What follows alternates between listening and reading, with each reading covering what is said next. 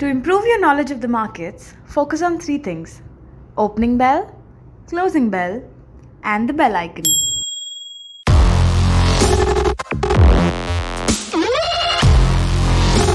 Welcome back दोस्तों। आज मैं आपको 4 बिगेस्ट मिस्टेक्स जो लोग फ्यूचर्स और ऑप्शंस मार्केट में करते हैं उसमें आज 4th मिस्टेक पर बात करूंगा। पहले 3 एपिसोड्स में मैंने first lack of a trading plan, दूसरा टू मच लेवरेज और तीसरा फेलियर टू कंट्रोल रिस्क, इन सब पे बात की थी। आज मैं 4th मिस्टेक यानी लैक ऑफ डिसिप्लिन पे बात करूंगा। सबसे पहले डिसिप्लिन किसे कहते हैं? डिसिप्लिन का मतलब होता है कि जब आपको जो काम करना है तब वो काम करना ही है, उसमें फिर कोई इफ एंड बट नहीं रहती। यदि आपको सुबह उठ के जॉगिंग पर जाना है तो इसका मतलब जाना ही है। यदि आपको शुगर से परहेज करना है तो फिर करना ही है। इसी तरह मार्केट में भी यदि आप कोई स्ट्रैटेजी फॉलो कर रहे हैं तो फिर बार बार उसे बदल नहीं सकते। एक और एग्जाम्पल देता हूं, यदि एक सिपाही को गोली चलाने का ऑर्डर मिलता हो तब उसे चलाना ही है, रुकने का सवाल नहीं होता। डिसिप्लिन का मतलब है जब ट्रिगर दबाना है, कुछ भी हो जाए ट्रिगर दबाना है। इस तरह जिंदगी और मार्केट में सफल होने के लिए डिसिप्लिन का होना बहुत ज्यादा जरूरी है। मार्केट्स लोगों को कभी तो बहुत आसानी से पैसा कमाने दे देता है, लेकिन जो ये सोचने लगता है कि उसने मार्केट में पैसा कमाने का फॉर्मूला सीख लिया है, उसे मार्केट फिर दिन में तारे भी दिखा देता है। इसलिए यदि शुरुआत में ही कुछ छोटी मोटी गलतियों से इंसान सीख लेता है और वो अलर्ट हो जाता है और समझ जाता है कि मार्केट में सफल होने के लिए पेशेंस, नॉलेज और डिसिप्लिन, इन तीनों की जरूरत होती है। Lack of discipline in trading generally होता है बिकॉज ऑफ फियर, मतलब डर, या फिर ग्रीड और लालच, या फिर ईगो। यदि हम डर जाते हैं तो जो करना है वो नहीं करते। यदि हम लालच में आ जाते हैं तो फिर अपने रूल्स को भुला देते हैं।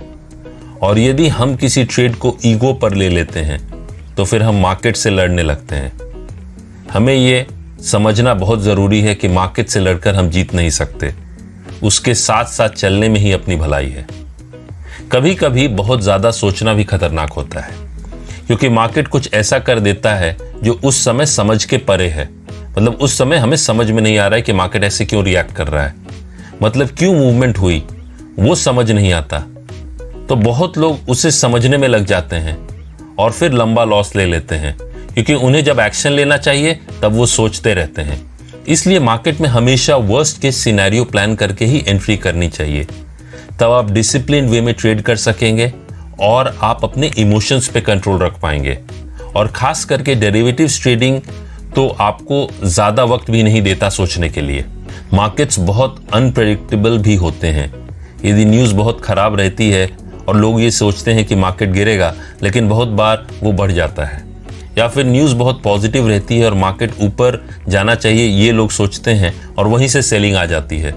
तो मार्केट कभी भी कुछ कर सकता है, ये सोच के ही मार्केट में उतरना चाहिए। और एक बात जो खास करके याद रखने वाली है कि मार्केट मेरे या आपके हिसाब से नहीं चलती, हमें उसके हिसाब से चलना है यदि सफल होना है तो। अंत में मैं ये कहना चाहूँगा इस एपिसोड में कि मार्केट आपको फ्रस्ट्रेट करने की कोशिश करेगा, मार्केट आपके इमोशंस के साथ खेलना चाहेगा, मार्केट आपको डराना चाहेगा, मार्केट आपको आपके ही रूल्स को तोड़ने पे मजबूर करेगा। लेकिन आपको ये सोचना है कि यदि आप मार्केट के इशारे पर चलेंगे तो नुकसान आपका होगा। अपने रूल्स बनाइए और उन्हें फॉलो कीजिए। जिंदगी और मार्केट में आगे बढ़ने के लिए मुश्किलों का सामना करना पड़ता है और अपने गलतियों से सीखना पड़ता है, लेकिन ये भी ज़रूरी है कि बार बार वही गलती हम ना दोहराएं। मार्केट किसी भी तरह से रिएक्ट कर सकता है, लेकिन हमें कैसे रिएक्ट करना है वो हम पर डिपेंड करता है। यदि आप इन बातों पर ध्यान देते हैं तो आपको मार्केट में सफल होने से कोई नहीं रोक सकता। आशा करता हूं कि आपको ये एपिसोड पसंद आया होगा। आज के लिए इतना ही। Wish you all the best. जल्द मिलते हैं एंड थैंक यू।